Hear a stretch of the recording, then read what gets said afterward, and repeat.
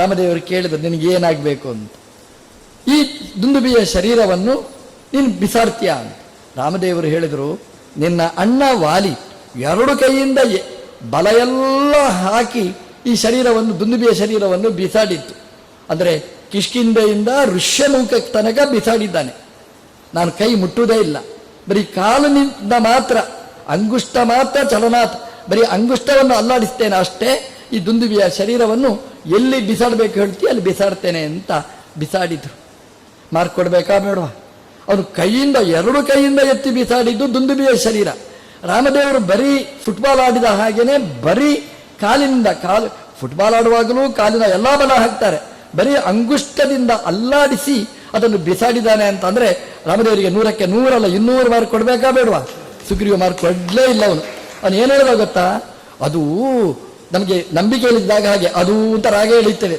ಅವ ಹೇಳಿದ ಅದು ಏನು ಅಂತ ಕೇಳಿದರು ರಾಮದೇವರು, ಹನುಮಂತೇವರು ಕೇಳಿದ್ರು, ಏನು ನಿನ್ನ ಸಮಸ್ಯೆ ಅಂತ.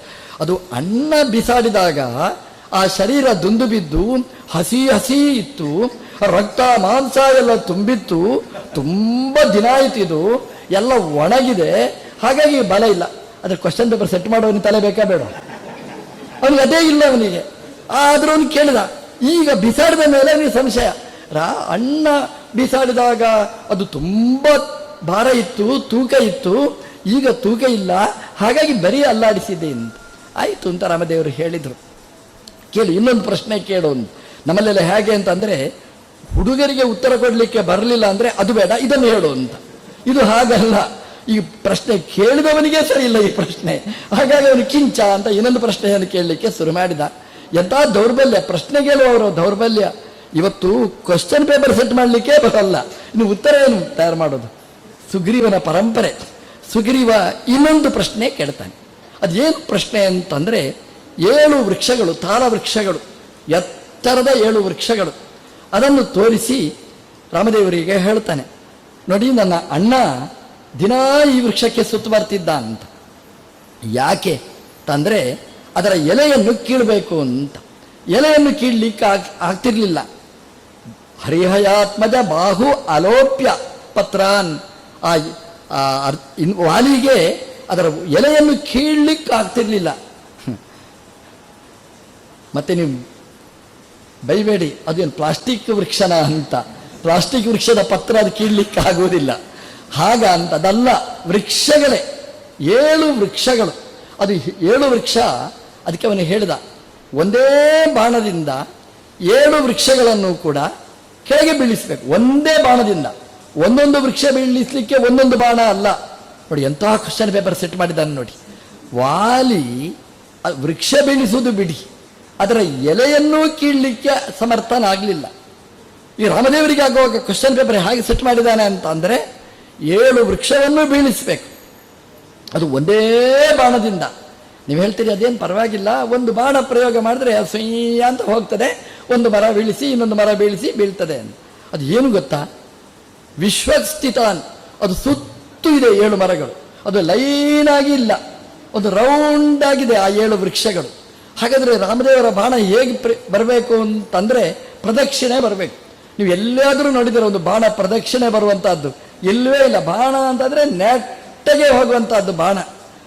ಸುಗ್ರೀವನ ಕ್ವಶನ್ ಪೇಪರ್ ಎಂಥ ಸೆಟ್ಟಿಂಗ್ ಇದೆ ಅಂತಂದರೆ, ಒಂದು ಬಾಣ ಪ್ರಯೋಗ ಮಾಡಿದರೆ ಒಂದು ವೃಕ್ಷವನ್ನು ತುಂಡು ಮಾಡಬೇಕು, ಪ್ರದಕ್ಷಿಣೆ ಬರಬೇಕು, ಇನ್ನೊಂದು ವೃಕ್ಷವನ್ನು ತುಂಡು ಮಾಡಬೇಕು, ಇನ್ನೊಂದು ವೃಕ್ಷವನ್ನು ತುಂಡು ಮಾಡಬೇಕು, 7 ವೃಕ್ಷವನ್ನು ಅದು ಒಂದೇ ಬಾಣದಿಂದ ಬೀಳಿಸಬೇಕು ಅಂತ. ರಾಮದೇವರು ಹಿಂಜರಿಲಿಲ್ಲ, ಇದು ಸಿಲೆಬಸ್ಸಲ್ಲಿ ಇಲ್ಲ ಅಂತ ಏನು ಹೇಳಲಿಲ್ಲ ರಾಮದೇವರು. ಅವರು ಹೇಳಿದರು ಆಗ್ಬಹುದು ಅಂತ. ಆದರೆ ಇನ್ನೊಂದು ಕ್ವಶನ್ ತಯಾರುಂಟ ಮತ್ತೆ ಅಂತ ಕೇಳಿದರು, ಇದರಲ್ಲಿಯೂ ಅಪನಂಬಿಕೆ ಇಲ್ಲ ಅಂತ ಹೇಳಿದ. ಅವನು ಏನು ಅಂತಂದರೆ, ಗೆಲ್ಲಬೇಕಾದ್ರೆ 4 ಮಡಿ ಬಲ ಜಾಸ್ತಿ ಇರಬೇಕಂತೆ, ಕೊಲ್ಲಬೇಕಾದ್ರೆ ಶತ್ರುವನ್ನು ಹಂತುಂ ಶತಾಧಿಕ ಬಲ ಪುಮಾನ್ ಸ್ಯಾತ್, 100 ಮಡಿ ಜಾಸ್ತಿ ಬಲ ಇದ್ದರೆ ಶತ್ರುವನ್ನು ಕೊಲ್ಲಿಕ್ಕೆ ಸಾಧ್ಯ ಅಂತ. ಹಾಗಾದರೆ ವಾಲಿಯನ್ನು ಕೊಲ್ಲಬೇಕಾಗಿದ್ದರೆ ರಾಮದೇವರು ಅವನಿಗೆ 100 ಪಟ್ಟು ಬಲ ಜಾಸ್ತಿ ಉಳ್ಳವರಾಗಬೇಕು. ಅದು ಉಂಟಾ ಇಲ್ವ ನೋಡಬೇಕಾದ್ರೆ ಇಂಥ ಕ್ವಶನ್ ಅವನಿಗೆ ಕೇಳಿದ. ರಾಮದೇವರು ಹೇಳಿದರು ಬಾಣ ಪ್ರಯೋಗ ಮಾಡುದ ಅಂತ. ಬಾಣ ಪ್ರಯೋಗ ಮಾಡಿದರು. ರಾಮದೇವರ ಬಾಣ ಅದು ಒಂದು ವೃಕ್ಷವನ್ನು ಬೀಳಿಸ್ತು, 2ನೇದು ಬೀಳಿಸ್ತು, 3ನೇದು ಬಿತ್ತು, 7 ಬಿತ್ತು, 7 ವೃಕ್ಷಗಳೂ ಬಿತ್ತು. ಸುಗ್ರೀವನ ಸಂಶಯನೂ ಬಿತ್ತು. ಆದರೆ ನಮ್ಮ ಸಂಶಯ ಬೀಳಲೇ ಇಲ್ಲ. ಅದು ಏನೋ ಇರ್ಬೋದು ಅಂತ. ಆದರೆ ಅದು ರಾಮಾಯಣದಲ್ಲಿ ದಾಖಲೆಯಾದ, ಇತಿಹಾಸ ದಾಖಲೆಯಾದಂಥದ್ದು. ರಾಮದೇವರ ಬಾಣ ಹೇಗಿತ್ತು ಅಂತಂದರೆ ಅದು ಬರೀ ನೆಟ್ಟಗೆನೂ ಹೋಗ್ತದೆ, ಅದು ಸುತ್ತೂ ಬರ್ತದೆ. ನಮ್ಮ ಆಚಾರ್ಯರು ಹೇಳ್ತಾರೆ ರಾಮದೇವರ ಶಕ್ತಿ ಎಂಥದ್ದು. 7 ಮರಗಳು ಕೆಳಗೆ ಬಿತ್ತು ಅಷ್ಟೇ ಅಲ್ಲ, ಅದು ಏನು ತಾಕತ್ತ ವೃಕ್ಷಕ್ಕೆ ಅಂತಂದರೆ ಅದರಲ್ಲಿ ದೈತ್ಯರು ಒಳಗೆ ಹೋಗಿ ಕೂತಿದ್ದಾರಂತೆ. 7 ದೈತ್ಯರು ಅಲ್ಲಿ ಹೋಗಿ ಕೂತಿದ್ದಾರೆ ಅಂತ. ಯಾಕೆ ಕೂತಿದ್ದಾರೆ ಅಂತಂದರೆ ತಪಸ್ಸು ಮಾಡಬೇಕು ಅಂತ. ತಪಸ್ಸು ಮಾಡಬೇಕು ಅಂತ ಎಂತೆಂಥ ಜಾಗ ಆರಿಸ್ತಾರೆ ನೋಡಿ, ಆ ವೃಕ್ಷವನ್ನು ಆರಿಸಿಕೊಂಡಿದ್ದಾರೆ. ಯಾಕೆ ಅಂತಂದರೆ ಯಾರಿಗೂ ಗೊತ್ತಾಗದೇ ಇದ್ದ ಜಾಗ. ನಮಗೆಲ್ಲ ತಪಸ್ಸು ಮಾಡಬೇಕಾದ್ರೆ ಎಲ್ರಿಗೂ ಗೊತ್ತಾಗುವ ಜಾಗ ಬೇಕು ನಮಗೆ. ಯಾಕಂದರೆ ಅವ್ರಿಗೆ ಗೊತ್ತಾಗಬೇಕಲ್ಲ ನಾನು ಇಷ್ಟು ಜಪ ಮಾಡ್ತೇನೆ ಅಂತ. ಎಲ್ರಿಗೂ ಗೊತ್ತಾಗುವ ಜಾಗ ಆರಿಸಿದರೆ ಎಂಥ ಏಕಾಂತ. ಆ ಯಾರಿಗೂ ಕಾಣದೇ ಇದ್ದಂತಹ ವೃಕ್ಷದ ಒಳಗೆ ಕೂತು ಅವರು ಜಪ ತಪಸ್ಸು ಮಾಡ್ತಿದ್ರು. ಏನು ತಪಸ್ಸಿನ ಉದ್ದೇಶ ಏನು? ಬ್ರಹ್ಮತ್ತಂ ಆಪ್ತುಂ, ಬ್ರಹ್ಮದೇವರ ಪೋಸ್ಟ್ ಬರಬೇಕು ಅಂತ. ಬ್ರಹ್ಮದೇವರ ವರದಿಂದ ಇವರು ಇಷ್ಟೆಲ್ಲ ಕೊಬ್ಬಿದ್ದು. ಅವರು ಹೋಗಿ ಆ ಪೋಸ್ಟೇ ಬೇಕು ಅಂತ ಬಯಸ್ತಾರೆ ನೋಡಿ. ಬ್ರಹ್ಮದೇವರ ಜಾಗ ಅದೆಲ್ಲ ಸಿಗುವಂತಹದ್ದಲ್ಲ. ಆ ಜಾಗಕ್ಕೆ ಯಾರು ಅಂತ ಫಿಕ್ಸ್ ಆಗಿದ್ದಾರೆ, ನಿಶ್ಚಯವಾಗಿದ್ದಾರೆ. ಆ ಬ್ರಹ್ಮದೇವರ ಆ ಮಹಿಮೆಯನ್ನು ನೋಡಿ ನಮಗೆ ಬ್ರಹ್ಮದೇವರ ಜಾಗ ಬೇಕು ಅಂತ ಬಯಸಿದ. ಯಾರಾದರೂ ಬಯಸಿದರೆ, ನಮಗೆ ಮೋದಿಯ ಜಾಗ ಬೇಕು ಅಂತ ಬಯಸಿದರೆ ಅವನಂತಹ ಹುಚ್ಚ ಪ್ರಪಂಚದಲ್ಲಿ ಮತ್ತೊಬ್ಬರು ಇಲ್ಲ. ಯಾಕೆ ಅಂತಂದರೆ ಅವ್ರು ಮುಟ್ಟಿದ್ದೆಲ್ಲ ಚಿನ್ನ, ಅವ್ರು ಮಾಡಿದ್ದೆಲ್ಲ ಸಕ್ಸಸ್. ಅದನ್ನು ನೋಡಿ ನಾನು ಒಂದು ಮೋದಿ ಆದರೆ ಹೇಗೆ ಅಂತಂದರೆ ಅದು ಮೋಡಿ ಆಗಬೇಕೇ ಹೊರತು ಮೋದಿ ಆಗಲಿಕ್ಕೆ ಸಾಧ್ಯನೇ ಇಲ್ಲ. ಬ್ರಹ್ಮದೇವರ ಜಾಗ ಬೇಕು ಅಂತ ಬಯಸಿದ, ಬ್ರಹ್ಮದೇವರ ಪೋಸ್ಟ್ ಬೇಕು ಅಂತ ಬಯಸಿ ಅವರು ತಪಸ್ಸಿಗೆ ಅಂತ ಕೂತಿದ್ರು. 7 ಜನ ಅಖಂಡವಾಗಿ ತಪಸ್ಸು ಮಾಡಿದ್ರು.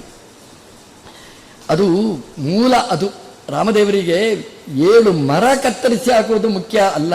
ಆ 7 ವೃಕ್ಷ ಅದು ಕತ್ತರಿಸಿ ಕೆಳಗೆ ಬಿದ್ದಾಗ ಆ ದೈತ್ಯರೂ ಸತ್ರು. ಆ ದೈತ್ಯರನ್ನು ಕೊಲ್ಲುವ ಶಕ್ತಿ ಯಾರಿಗೂ ಇಲ್ಲ. ಭಗವಂತನ ಸಾಮರ್ಥ್ಯ ಅಂದರೆ ಅಷ್ಟು. 7 ವೃಕ್ಷವನ್ನೂ ಕೆಳಗೆ ಬೀಳಿಸಿದ್ರು. ಬ್ರಹ್ಮತ್ವಕ್ಕೋಸ್ಕರ ತಪಸ್ಸು ಮಾಡುವ ಕೆಟ್ಟ ಉದ್ದೇಶ, ದುರುದ್ದೇಶದ ಸಂಕಲ್ಪ. ಹಾಗಾಗಿ ದೈತ್ಯರು ಅವರನ್ನೂ ಕೂಡ ರಾಮದೇವರು ಬೀಳಿಸಿದರು. ಅಷ್ಟೇ ಅಲ್ಲ ಅಂತ ಆಚಾರ್ಯರು ಹೇಳ್ತಾರೆ. ಅದು ಆ ಬಾಣ ಅದರ ತಾಕತ್ತು ಹೇಗೆ ಅಂತಂದರೆ ಅದು ನೇರ ಹೋಗ್ತದೆ, ಸುತ್ತ ಬರ್ತದೆ, ಮೇಲಕ್ಕೆ ಹೋಗ್ತದೆ, ಕೆಳಕ್ಕೂ ಹೋಗ್ತದೆ ಅಂತ. ಆ ಬಾಣ ಕೆಳಗೆ ಹೋಯಿತು. ಎಷ್ಟು ಕೆಳಗೆ ಹೋಯಿತು ಅಂದರೆ ಪಾತಾಳದ ತನಕ ಬಾಣ ಹೋಯಿತು. ಪಾತಾಳದ ತನಕ ಹೋಗಿ ಅಲ್ಲಿಯೂ ಕೂಡ ಕುಮುದಿನಃ ಅಬ್ಜದ ವಾಕ್ಯ ರಕ್ಷಾಹ, ಅಲ್ಲಿ ಮತ್ತೆ ಬ್ರಹ್ಮದೇವರ ವರದಿಂದ ಮತ್ತೆ ಅಲ್ಲಿ ಒಳಸಂಚು ಮಾಡುವ ಉಗ್ರಗಾಮಿಗಳು ಪಾತಾಳದಲ್ಲೇ ಅಡಗಿ ಕೂತಿದ್ರಂತೆ. ಅದು ಉದ್ದೇಶ ಏನು ಅಂತಂದರೆ ರಾಮದೇವರದ್ದು ಬರೀ 7 ವೃಕ್ಷ ಅಲ್ಲ, ಅಲ್ಲಿದ್ದ ದೈತ್ಯರಲ್ಲ, ಆ ಪಾತಾಳದಲ್ಲಿ ಅಡಗಿ ಕೂತಿರತಕ್ಕ ಆ ದೈತ್ಯರನ್ನು ಸಂಹಾರ ಮಾಡಿದ ಶಕ್ತಿ ಅದು ರಾಮದೇವರ ಶಕ್ತಿ. ಇವತ್ತು ನಾವು ಅದನ್ನು ಚಿಂತನೆ ಮಾಡಬೇಕು. ದಿನಾ ಬೆಳಗಾದರೆ ಚಿಂತನೆ ಮಾಡಬೇಕು. ಈ ಥರ ವಕ್ಫ್ ಬೋರ್ಡ್ನಂತಹ ಮಹಾ ಮಹಾ ಮಹಾ ಕಳ್ಳರು ಇದ್ದಾರೆ, ದರೋಡೆ ಮಾಡೋರು ಇದ್ದಾರೆ ನೋಡಿ. ಅವ್ರು ಎಲ್ಲೆಲ್ಲಿ ಇರ್ತಾರೋ, ಏನೇನು ಇರ್ತಾರೋ ನಿಮಗೆ ಗೊತ್ತಿತ್ತಾ? ವಕ್ಫ್ ಬೋರ್ಡು ನಮ್ಮ ಅವರು ಸಂಕಲ್ಪ ಮಾಡಿದರೆ ಸರಿ, ಅದು ಅವರಿಗೆ ಜಾಗ. ಇದಕ್ಕಿಂತ ದೊಡ್ಡ ದೈತ್ಯರು ಏನಿರ್ತಾರೆ ನೋಡಿ. ಹಾಗಾಗಿ ಇನ್ನೆಂಥದ್ದುಂಟೋ ಗೊತ್ತಿಲ್ಲ, ಎಂತೆಂಥ ಸರ್ಕಾರಗಳು ಕೊಟ್ಟ ಘೋಷಣೆ ಮಾಡಿದ ದೇಶ ಮಾರಕವಾದ್ದು ಅದೆಲ್ಲ ಹೋಗಬೇಕು ಅಂತಾದರೆ ನಮ್ಮ ದೇವರು ರಾಮದೇವರು ಯಾರೊಳಗೋ ಕೂತು ಅದನ್ನೆಲ್ಲ ಸಂಹಾರ ಮಾಡಲಿ ಅಂತ ದೇವರಲ್ಲಿ ಪ್ರಾರ್ಥನೆ ಮಾಡಿ ನಮ್ಮ ದೇಶ ಅದು ಶುದ್ಧವಾದ ಭಾರತ ದೇಶ ಅದು ಆಗಲಿ, ಹಿಂದೂ ರಾಷ್ಟ್ರ ಆಗಲಿ ಅಂತ ನಾವು ಈ ಸಂದರ್ಭದಲ್ಲಿ ರಾಮನವಮಿಯ ಪರ್ವಕಾಲದಲ್ಲಿ ನಾವು ಮಾಡಬೇಕಾದ ಪ್ರಾರ್ಥನೆ.